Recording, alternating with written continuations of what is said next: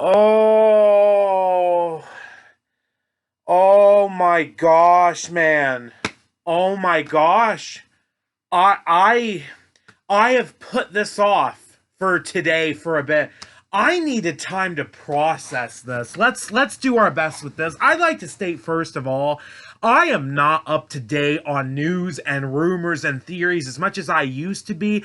As a person trying to do what he wants in the world right now, I don't have time to keep up with stuff like that like I used to. I think you guys know that. There's a difference between the way I deliver content here like I used to deliver. I still throw a lot of nerdiness into this stuff, but oh man. Okay, we're gonna do our best here, guys. We're gonna do our best here. Welcome to Down Down Up Up. It's your boy here, Apollo, and it's time for Talk Apollo Talk. It's SummerSlam 2023 results and reviews. And despite what you think is my initial reaction, I really like this show. This show delivered the hype I was expecting it to have. However, I do also have some criticism to throw in more than the past few shows I've watched with WWE. One thing I'd like to state, first of all, this show was too long. I take back what I said initially about being a bit peeved about having certain people taken away from this show. I think in the end it was the right decision. This show was longer than I was expecting it to be. I did not think we were going over 4 hours on this one. I thought this was going to be a nice joyride from maybe 8 to 11:15, 11:20. I was wrong. I was wrong about that too. There are certain storylines and matches where the folk, bless their hearts, tried too hard. Aside from that, shout out to In the Clutch and Chisel Adonis for their amazing reactions. They could not have been along my same wavelengths if they tried. Loved watching theirs and getting the same feeling I had throughout most of the show. Let's try and do this respectively. Okay, starting off, we had Logan Paul and Ricochet. A great choice to kick off, aside from the fact that I believe Logan Paul wanted to get out ASAP to go do his brother's boxing match. Wonder how that turned out. But as far as Logan Paul and Ricochet, this was as good as I thought it was going to be. These two decided to do their memes and do them pretty damn well. The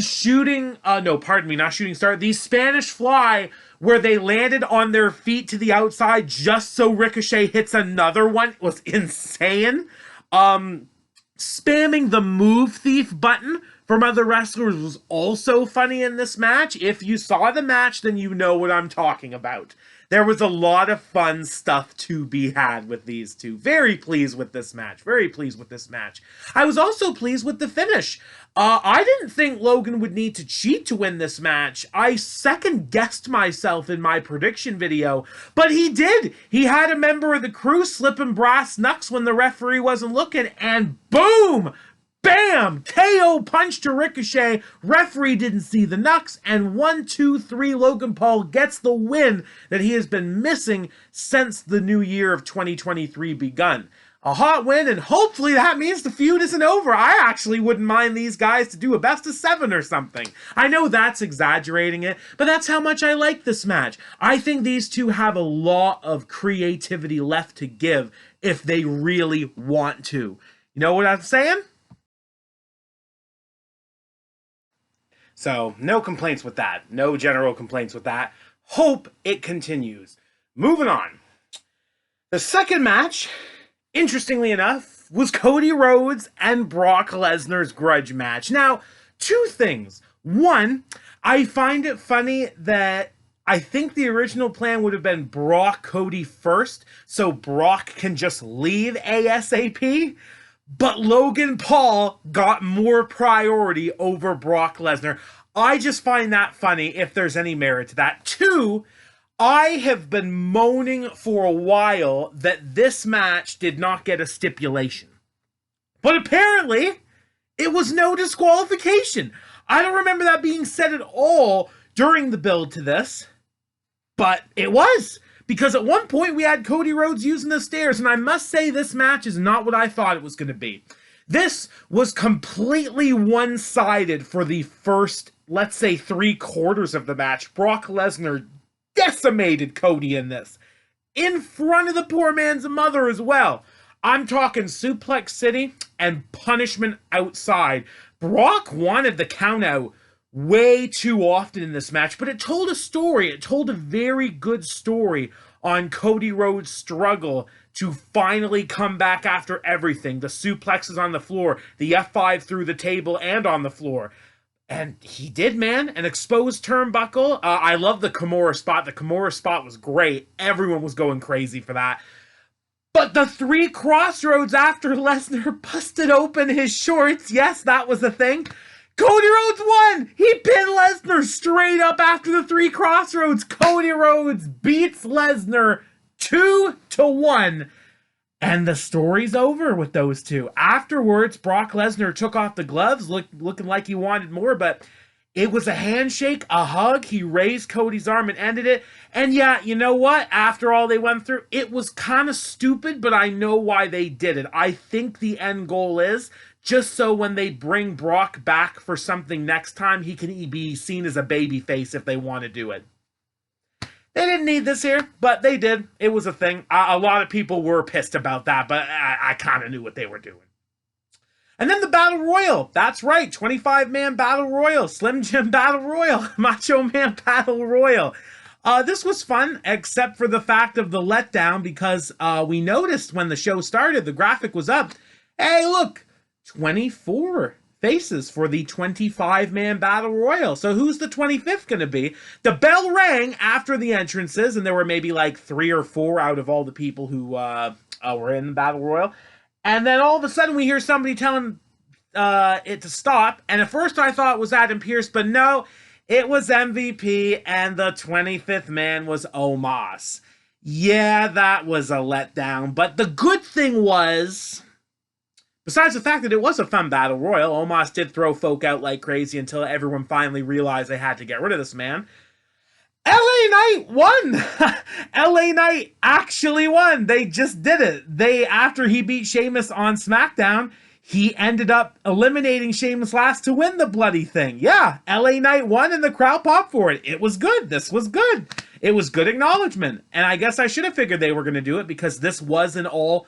Nothing was on the line. It was just a battle royal. But LA Knight won, got his attention, got his win. I can't complain. Good job, WWE. Fourth up, Shayna Baszler, Ronda Rousey MMA match. Now, okay, here's the thing about this. I think everyone should have realized when this was announced, this wasn't going to be good. Like, this wasn't going to be good in WWE.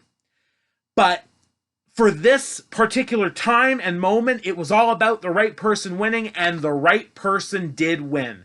Shayna Baszler did beat Ronda Rousey with the Kirifuda clutch, and Rousey just passed out. Technical submission, Shayna won. I would love to think that WWE will give Shayna something out of this, but I am starting to really believe this was just a Ronda's choice going out of the company again. So, as hopeful as I was, this match didn't help my opinion of it. The crowd could not give much of a crap. I really wish they would have just gone full WWE nonsense with this and let the crowd pop for what these two can do. But maybe maybe that's going to be another time. Maybe Ronda comes back in a couple of years and they do this again. Maybe. But so far, I wasn't complaining about the winners, so that wasn't the problem. And I wasn't complaining about the next one, because what did we get? We got the Intercontinental Championship match, Gunther McIntyre. This match surprised me. This was not a traditional Intercontinental Championship match like I thought it was going to be. WrestleMania's Triple Threat was a full-on spot fest and brutality.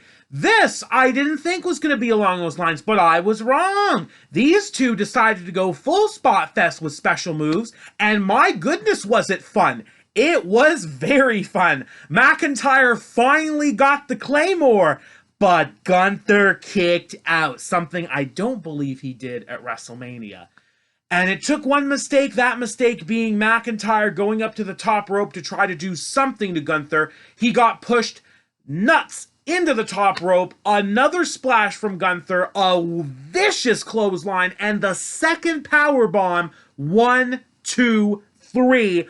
Gunther single-handedly defeats Drew McIntyre to retain the Intercontinental Championship, only, I believe, 31 days away from matching Honky Tonk, or at least beating Honky Tonk reign as longest Intercontinental Champion.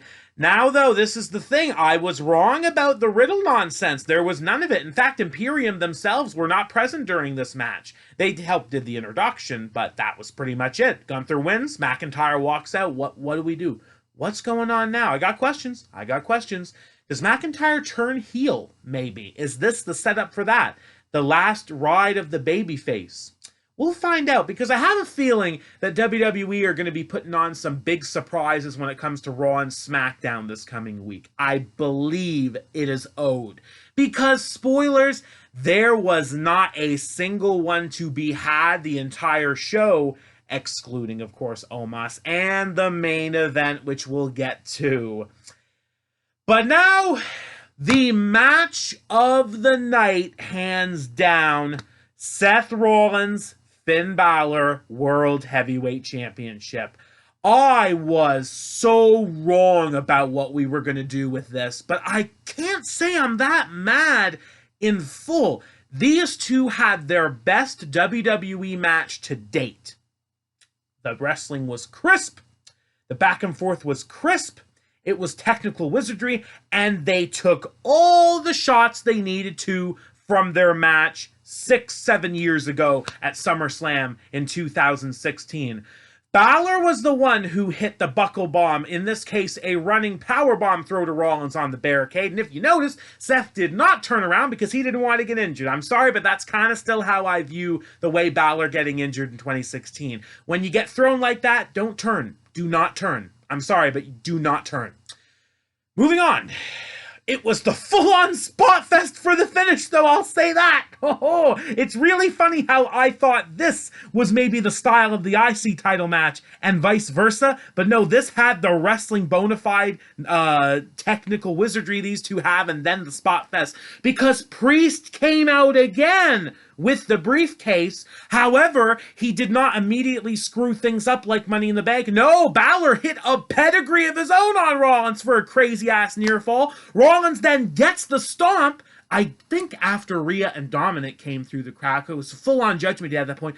But Balor finally kicked out of the curb stomp. I was saying it earlier that night. I think this is going to be the night we're going to be seeing some first-time kickouts and stuff. Gunther kicking out of the Claymore was one thing. I'm actually still not 100% thinking on that, if that's true. But this one was, I don't remember Finn ever kicking out of one of these. And he did, and I was going crazy. And I thought for sure I had it in the bag. Because then Seth was taking all his attention on Dominic, Rhea, and Priest. Balor got in with the sling blade, the corner drop kick, the coup de grace 1-2, and he kicked out. I couldn't believe it. I thought for sure that was it. But no, it wasn't. After some more useless interference, Priest threw in the briefcase. Finn looked like he was going to use it, but a second stomp on the briefcase. 1, 2, 3. Seth Rollins retained the World Heavyweight Championship, and Priest did not cash in. Well done, Rollins. I'm loving you as World Champion. This was not what I was expecting. I don't know what we're doing now. What is next for Judgment Day after this? And what's next for Balor? This was literally the last chance. And he lost. Everything was built to this. And he lost again. Every time I keep thinking I can put some faith back into this guy, he lets me down. It pisses me off. But when the story's so good, it's easy to look past it pretty quickly. Oh boy, I cannot wait to see what we're going to do next with this. I really can't. I really still can't believe Balor isn't the world champion, at least for a couple of minutes, because that Priest cash-in was coming, I thought. But no, because we actually did the pissing reverse of what I thought we were going to do. Women's triple threat. Now, you remember how earlier in the video I said, one problem with the show, I think they were just trying a little bit too hard. This was unfortunately one of those matches. It wasn't bad. It wasn't bad. These three were killing it pretty good, but not as good as I thought, and just trying a little bitty bit too hard. Sometimes you just gotta let them do their thing. This is one of those matches, I just think you should have let them done their thing for the most part. But no, we told the story of Bianca tweaking her leg, and it got progressively worse. It looked like Charlotte and Asuka were just gonna keep things in a one-on-one. Bianca did come back, though. Got a beautiful 450, saving Asuka from the figure eight. Almost defeated the Queen. And then we got to the crazy spot fest, because after countering the KOD for what felt like an eternity, Charlotte Flair finally got that figure eight on Bianca's injured leg, but Asuka got the mist. And you knew it was coming the moment the camera was setting stuff up. And looked like the KO kick was going to Bianca, but no! In the figure eight still, figure four at least, Bianca ducks the kick, grabs Asuka for the cradle, and wins! Bianca Belair won the Women's Championship in the Triple Threat. Charlotte Flair's SummerSlam streak is over.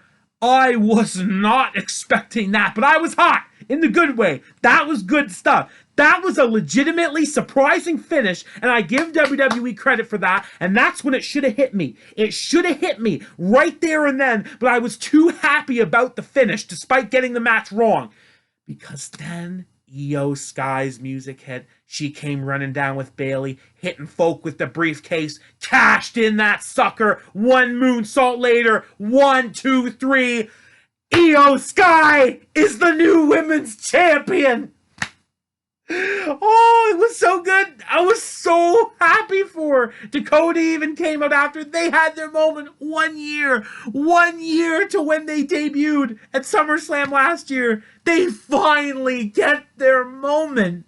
Io Sky, the women's champion. Damage Control, Stock back. Oh, what a roller coaster with them. It really didn't go the way we thought it was going to go when they debuted. It was such a hot pop. They did win a 6-woman tag soon after on pay-per-view, but Bayley couldn't take the belt off Bianca. They were struggling with the women's tag titles. They lost at WrestleMania. Dakota got hurt. Bayley and Io kept looking like they were going to split. But then there was hope. Io got so much pops in Puerto Rico in her match with Bianca. Couldn't beat her there. Wins the briefcase and beats Bianca tonight. Bianca's curse of SummerSlam does indeed continue. Win or lose. That's how you do it. That's how you do it. I should have had something like that in my head ready for this show, but I didn't. I honestly thought the women's briefcase was going to be held just a bit longer, but I was wrong, and I'm very pleased to be wrong because that was hot. The SmackDown women's division is fantastic. They know what they're doing. 10 out of 10 would watch again. Now the main event. Tribal Combat. Roman and Jay. This was good. The emotion was there. The violence was there.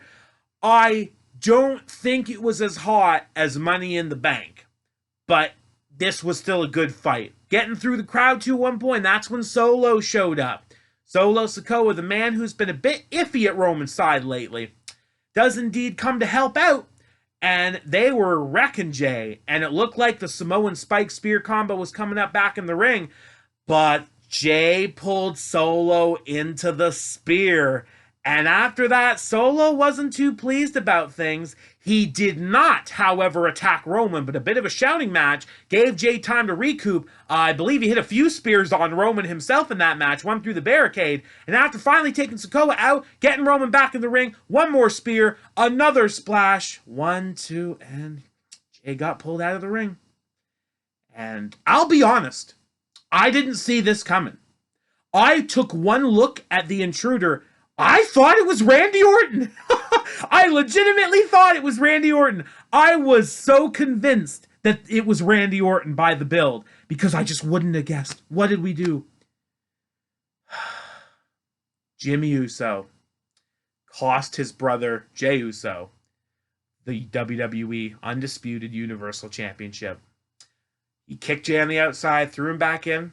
Roman speared Jay through the table, which I actually did predict was going to be the finish of the match. And 1, 2, 3, Roman finally pins Jey Uso. And didn't see him too thrilled, all in all, that it was Jimmy who did this. Heyman, on the other hand, seemed pretty satisfied. That was it. That was it.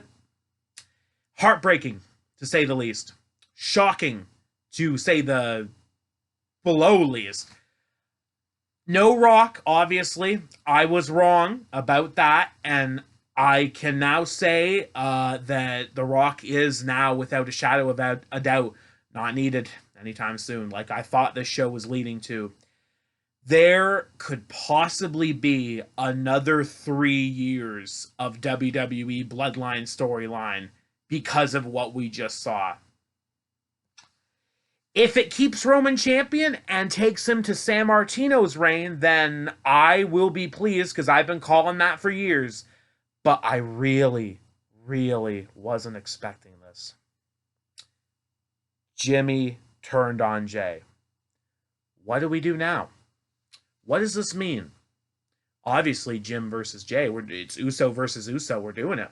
Right after we did Jay and Solo.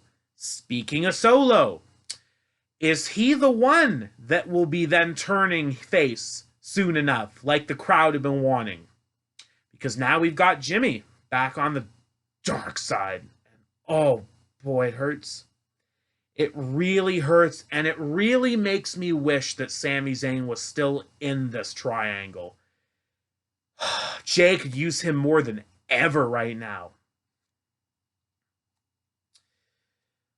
I'm starting to get complete second thoughts of what I think's leading to WrestleMania. WrestleMania 40 could be four-way bloodline. It could be Roman, Jay, Jimmy, and Solo. It could be. It could be.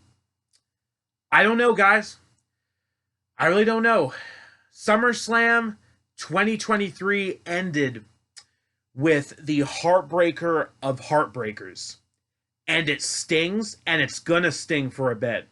As a show, though, WWE once again will get their round of applause. It was worthy of my time, as long as the show was, but it was worthy, and I had a blast watching it for the good and the painful. Let me know what you guys think. Did you enjoy SummerSlam 2023? What were your highs and lows? Like, share, subscribe. Tell me in the comments below. I will see you guys for a crazy end of the month when it comes to AEW's All In, WWE's Payback, and AEW's All Out. Appreciate you all.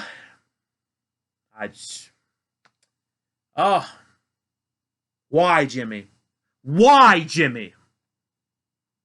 Keep it real.